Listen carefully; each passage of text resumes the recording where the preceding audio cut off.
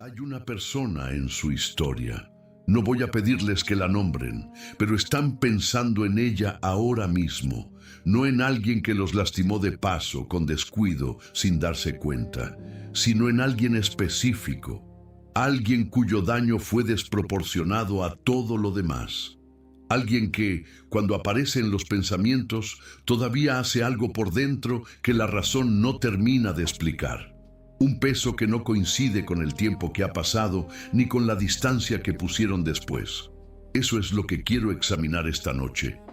No el dolor en general, no las pérdidas abstractas, sino ese fenómeno concreto y desconcertante.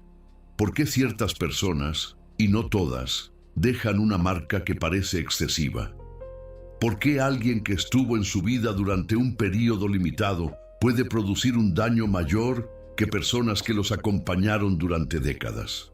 ¿Por qué ese dolor específico, no cede de la manera en que ceden los otros? Y voy a empezar por algo que encontré en una carta de Einstein, que no suele aparecer en los vídeos sobre Einstein y el amor. Y por una razón muy concreta. No habla de amor como concepto. Habla de la ilusión óptica más dolorosa que la mente humana puede construir. Pero antes, necesito decir algo sobre una carta que probablemente ya conocen, o creen conocer. Circula en Internet con millones de visualizaciones, una carta atribuida a Einstein y dirigida a su hija Liz Searle. En esa carta, Einstein supuestamente le explica que el amor es la fuerza más poderosa del universo, que el amor es energía cuantificable. Es una carta preciosa del tipo que uno quiere que sea verdadera. No lo es. Los archivos de Einstein en la Universidad Hebrea de Jerusalén tienen catalogadas más de 14.000 piezas de correspondencia. Esa carta no está entre ellas.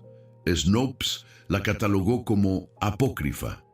Quote Investigator no encontró ninguna fuente anterior a su aparición en Internet. No existe documentación que la respalde. Lo digo porque lo que Einstein sí escribió sobre el amor y el dolor relacional es más honesto y más útil que cualquier carta apócrifa. Y es más oscuro también. Más preciso en su diagnóstico de por qué ciertas personas nos destruyen de maneras que ninguna otra puede. La carta que quiero examinar esta noche fue escrita en Princeton en 1950. El destinatario era Norman Salit, un rabino con quien Einstein mantuvo correspondencia durante años. Está verificada en los archivos de Princeton, no es una cita de póster. En esa carta, Einstein escribió que el ser humano experimenta su existencia como algo separado del resto, como aislado de los demás, y llamó a esa experiencia lo que para él era la descripción más precisa de la condición humana. Una ilusión óptica de la conciencia. Una ilusión óptica, no una verdad sobre cómo somos, una ilusión, un error de percepción que la mente construye tan sistemáticamente, tan consistentemente, que nunca lo cuestionamos. La sensación de que yo soy yo y el otro es el otro, y que entre los dos hay un espacio real y permanente. Esa ilusión, según Einstein, es la fuente de la prisión más difícil de abandonar que conocemos. Necesito quedarme aquí un momento, porque me parece que es el punto que más se presta a malentendidos si lo paso demasiado rápido. Einstein no estaba diciendo que el otro no exista, no estaba diciendo que la distinción entre personas sea ficticia en algún sentido ingenuo. Estaba diciendo algo más preciso y más perturbador, que la mente, cuando se vincula profundamente con alguien, no los mantiene separados, los fusiona, construye un modelo mental de esa persona que se vuelve parte del modelo mental de uno mismo. El otro deja de ser completamente exterior, se convierte en una coordenada interna. Y cuando ese alguien que ya no es completamente exterior, que está integrado en el tejido de cómo uno procesa el mundo, hace algo que traiciona, o abandona, o destruye, el daño no es solo social, no es solo emocional en el sentido difuso que esa palabra suele tener. Es la pérdida de una parte de lo que uno creía que era. Eso, la desintegración de algo que sentíamos como propio, es lo que el dolor de ciertas personas produce. Y esa es la primera razón por la que la desproporción tiene sentido. No es exageración, es coherente con la magnitud de la fusión que ocurrió.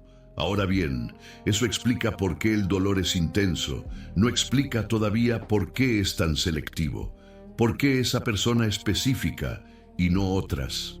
Eso tiene otra respuesta, y viene de un lugar que Einstein no podía haber anticipado en 1950, aunque su intuición apuntaba en esa dirección. En 2025, en la revista Current Directions in Psychological Science, Nim Tottenham y Alexandra Vannucci publicaron una revisión sobre el apego como procesamiento predictivo. Es un trabajo técnico, pero la idea central puede decirse con claridad. El cerebro, desde los primeros años de vida, construye lo que los investigadores llaman esquemas predictivos sobre las relaciones. No es un proceso consciente, es el sistema nervioso aprendiendo, con la eficiencia de quien no tiene tiempo que perder, qué esperar de las personas que tienen poder sobre nuestra supervivencia, las personas que nos cuidan, las que deciden si estamos seguros o en peligro, las que tienen autoridad sobre nuestra experiencia. Esos esquemas se forman muy pronto y se forman con una especificidad notable. El cerebro no aprende solo reglas generales, aprende patrones, aprende qué tipo de voz, qué tipo de postura, qué tipo de relación de poder, qué tipo de dinámica de cuidado está asociada con seguridad o con amenaza. Y esos patrones, una vez formados, no desaparecen con la infancia. Lo que Tottenham y Vannucci documentan es que esos esquemas predictivos operan activamente en la adultez. Cuando alguien que encaja en los parámetros del esquema, alguien cuyo rol o tono o posición de autoridad se parece a los que el sistema nervioso aprendió a considerar significativos, entra en nuestra vida, el cerebro no lo procesa como un desconocido cualquiera. Lo procesa con todo el peso del esquema original, la promesa implícita de seguridad que ese esquema contiene. Y cuando esa persona falla, cuando traiciona o abandona o hace daño, el cerebro no procesa esa traición como un conflicto social ordinario.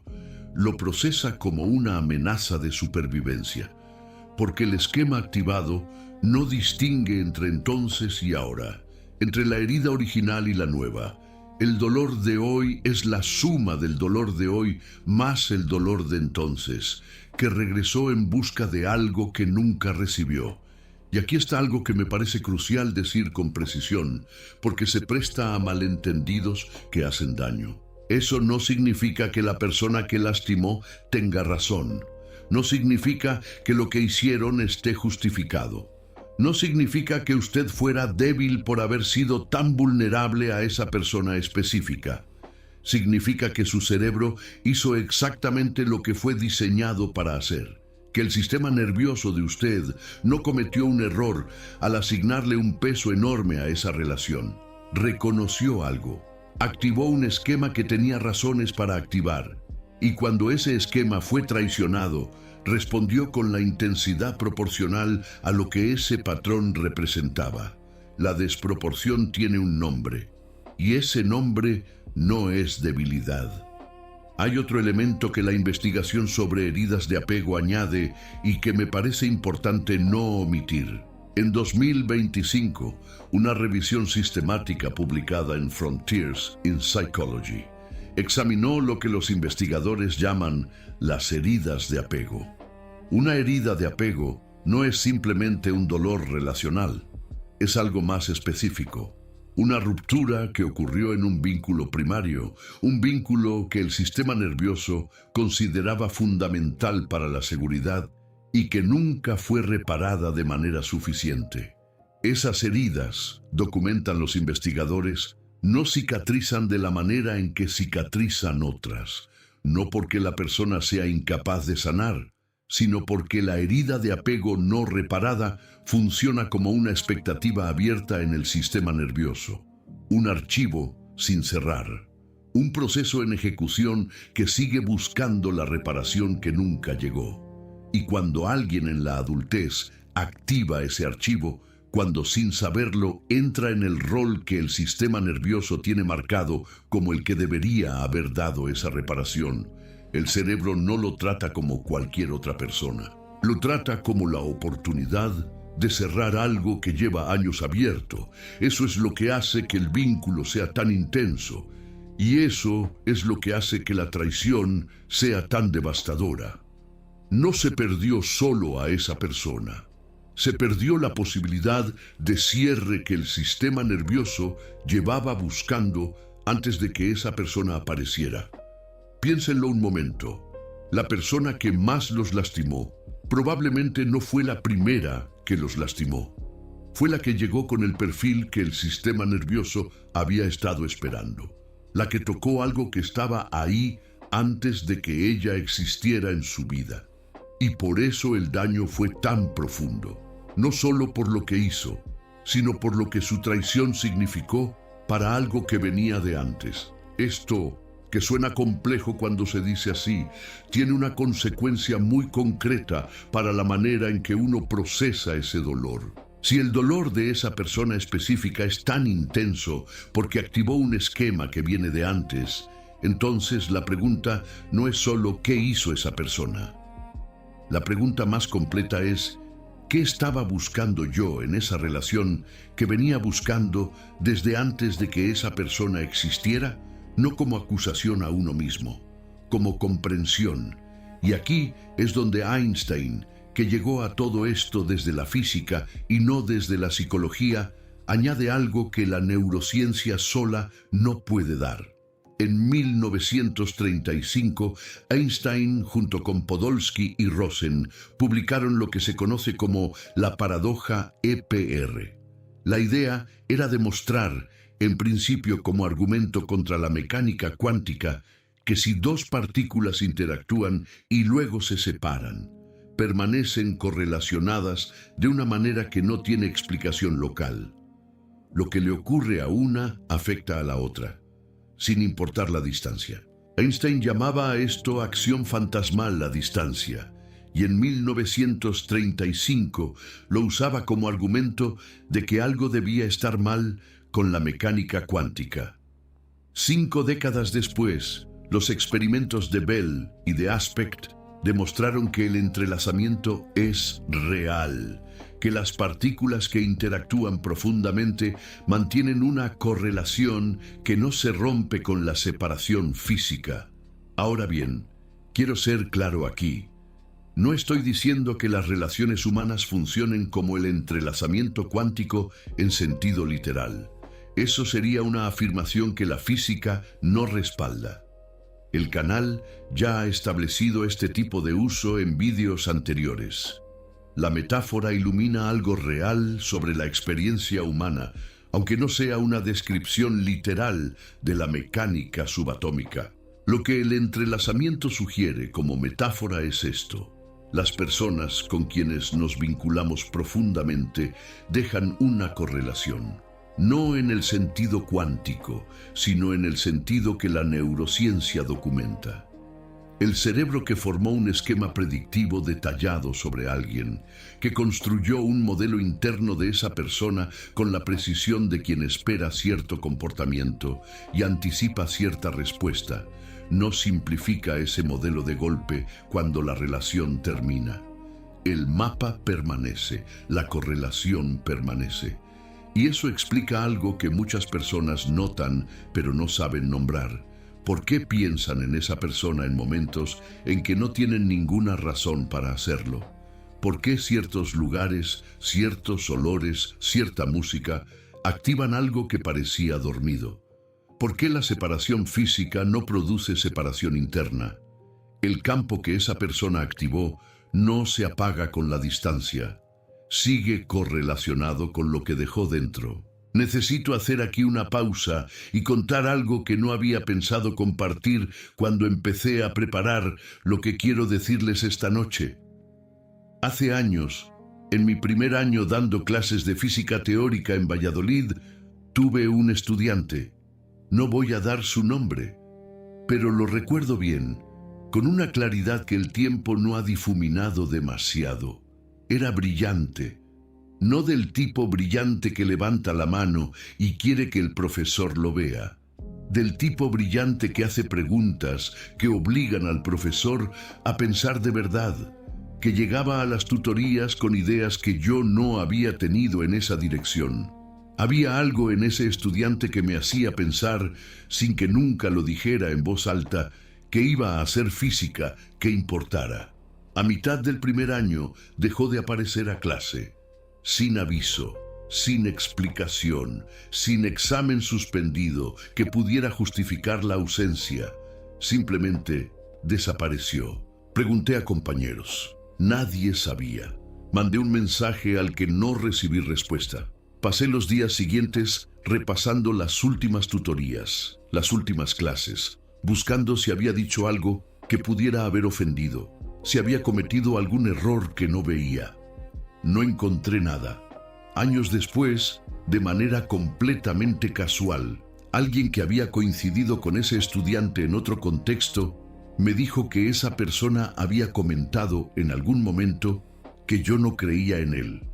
Me detuve cuando lo escuché. Tuve que dejar que llegara del todo. Nunca dije eso. Nunca lo pensé. Cada vez que ese estudiante hacía una pregunta que me obligaba a pensar, había algo en mí que se alegraba de que estuviera en la clase. Había algo que yo hubiera llamado, si me hubieran preguntado en ese momento, esperanza sobre lo que ese joven iba a hacer. Pero él no recibió eso. Recibió algo diferente. Procesó lo que yo hacía o decía o no decía con unos esquemas que yo no veía, que venían de antes de que él entrara a mi clase, y construyó una narrativa que decía: este profesor no cree en mí. Y esa narrativa fue suficiente para que desapareciera. Lo que eso me dejó y que me acompañó durante un tiempo considerable no fue solo la pregunta de qué había hecho mal, fue algo más difícil, la comprensión de que yo había lastimado a alguien sin saber que lo estaba haciendo, que mis acciones, filtradas por los esquemas de ese estudiante, se convirtieron en algo completamente diferente de lo que yo creía que estaba comunicando. Somos los dos en distintos momentos y distintas relaciones. Somos la persona que recibe el daño a través de esquemas que activaron algo antiguo. Y somos también la persona que causa el daño sin saberlo, porque alguien nos procesó a través de sus propios esquemas y lo que llegó no fue lo que salió. Eso no significa que todas las heridas sean malentendidos. Hay personas que hacen daño a sabiendas. Hay traiciones deliberadas. Hay negligencia que no es accidental. Pero hay también una capa de complejidad en el daño relacional que los esquemas predictivos iluminan de una manera que cambia la pregunta. No quita la responsabilidad de quien lastimó, pero añade algo a la comprensión de por qué ese daño tomó la forma específica que tomó y por qué en ese receptor específico y no en otro. Y esa comprensión, aunque no elimina el dolor, hace algo con él, lo convierte en información, en datos sobre quién soy, sobre qué busca mi sistema nervioso, sobre qué herida antigua sigue procesando en el presente. Permítanme volver a la carta de Einstein a Salit, porque hay una segunda parte de esa carta que suele omitirse cuando se cita la primera. Einstein no se quedó solo con el diagnóstico de la ilusión óptica de la conciencia. Añadió algo que me parece la parte más importante de todo lo que escribió en esa carta. Escribió que nuestra tarea debe ser liberarnos de esa prisión, ampliando nuestro círculo de compasión para abrazar a todas las criaturas vivientes y a toda la naturaleza en su belleza. Nuestra tarea, no la resignación, no el estoicismo, no la frialdad que se protege cerrando, la liberación que viene de ampliar. Eso que suena abstracto dicho de esa manera, tiene una traducción concreta al problema que estamos examinando esta noche. La ilusión óptica de la conciencia no solo produce dolor cuando el vínculo se rompe, también produce una forma particular de encierro después. El encierro de seguir procesando el daño desde dentro de los mismos esquemas que lo produjeron. Seguir buscando en esa persona la reparación que no llegó. Seguir necesitando, aunque ya no se quiera tener contacto, que esa persona entienda lo que hizo. Ampliar el círculo de compasión no significa perdonar en el sentido de decirle al otro que lo que hizo está bien.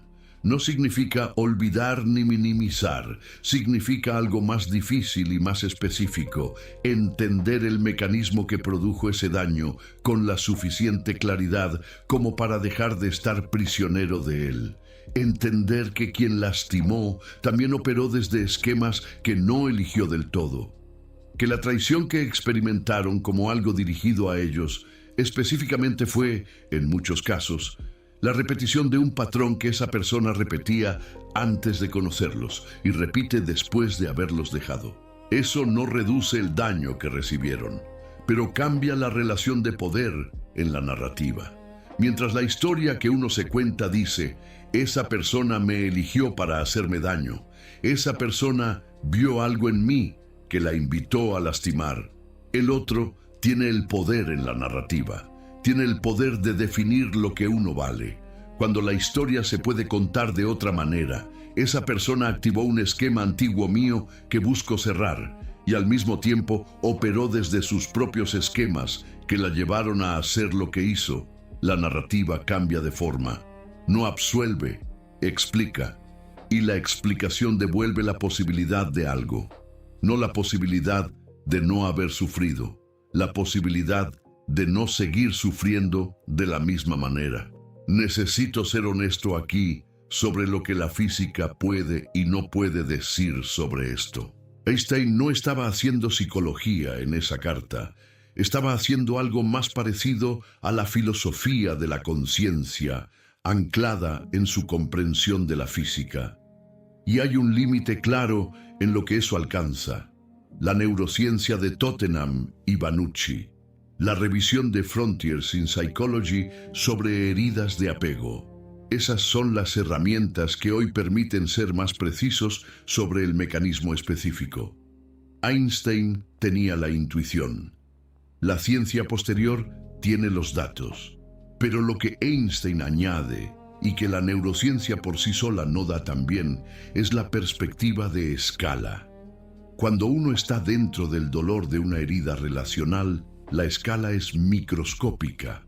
Esa persona, esa traición, ese momento, esa herida. La física opera a otra escala. Y desde esa escala, el daño de una persona específica, aunque sea real y verificable y doloroso, de maneras que las investigaciones documentan como literalmente físicas, es también parte de algo más grande. El proceso por el cual un sistema inteligente aprende a actualizar sus modelos sobre el mundo. El cerebro en duelo, que examinamos en otro vídeo desde el ángulo de la pérdida por muerte o ausencia, no funciona de manera diferente cuando el duelo es por una traición. El sistema que procesó esa presencia como fundamental, como parte del mapa con que navegaba la realidad, tiene que actualizar ese mapa. Tiene que incorporar la información de que lo que creía seguro no lo era, que el esquema que activó esa persona no se cerró de la manera en que esperaba. Ese proceso duele. Duele físicamente en el sentido que la neurociencia documenta. Los mismos circuitos del dolor corporal, la ínsula, la corteza cingulada anterior, se activan cuando se procesa el daño relacional. No es metáfora. Es la misma vía neurológica. Y ese proceso también tiene una duración que no es arbitraria y que no es señal de que algo esté mal en quien lo vive. Es proporcional a la profundidad del esquema que fue activado, a la amplitud del modelo que el cerebro construyó sobre esa persona y sobre lo que representaba, a la antigüedad de la herida original que esa relación vino a tocar. Un dolor que dura años no es señal de que no han superado algo que deberían haber superado. Es señal de cuánto pesaba en el campo lo que fue traicionado. Hay algo que quiero decir con mucho cuidado antes de cerrar, porque es fácil que se malinterprete. Lo que he examinado esta noche, los esquemas predictivos, las heridas de apego, la ilusión óptica de la conciencia, no es una manera de decir que el dolor relacional es culpa de quien lo sufre. No es una manera de decir que los lastimaron están en realidad disculpados porque también ellos operaban desde sus esquemas. Es una manera de devolver la comprensión al lugar donde puede ser útil. La comprensión sobre por qué esa persona específica tuvo el poder que tuvo en su vida no sirve para excusar lo que hizo. Sirve para recuperar algo que el daño les quitó. La posibilidad de entenderse a sí mismos sin que la narrativa de esa relación sea la que define lo que son. Mientras la explicación del propio dolor sea solo, esa persona me destrozó, esa persona tiene el poder de la narrativa. Cuando la explicación puede ser también, mi sistema nervioso buscaba algo que venía buscando antes de que esa persona existiera en mi vida. Y esa persona tocó esa búsqueda de una manera que activó algo muy antiguo. Entonces, la narrativa incluye algo más. Incluye la historia completa. No solo el daño de esa persona, también la herida previa que esa persona, sin saberlo quizás, vino a activar. Y esa historia completa, aunque es más complicada, es más verdadera. Y es también, aunque esto puede sonar extraño, más compasiva con uno mismo. Porque deja de ser, fui débil por haberme afectado tanto.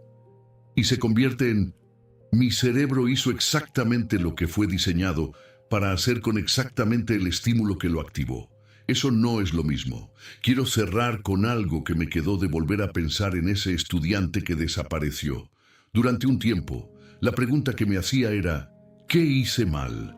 ¿Qué dije o no dije que construyó en él esa narrativa de que yo no creía en él? No encontré respuesta que me satisficiera, porque probablemente no hay respuesta completa. Hubo algo en la manera en que ese joven me procesó, filtrado por los esquemas que él traía, que produjo algo diferente de lo que yo creía estar comunicando. Pero hay una pregunta que me hago ahora y que me parece más útil. ¿Qué necesitaba ese estudiante que buscaba que le diera yo de una manera que ningún profesor anterior se lo había dado? ¿Qué herida antigua traía que buscaba reparación en una figura de autoridad académica? No lo sé. No tengo acceso a eso, pero esa pregunta, que no tiene respuesta definitiva, cambia algo. Cambia el peso de la historia. La persona que era un enigma que producía culpa se convierte en alguien con una historia propia que yo nunca terminé de ver.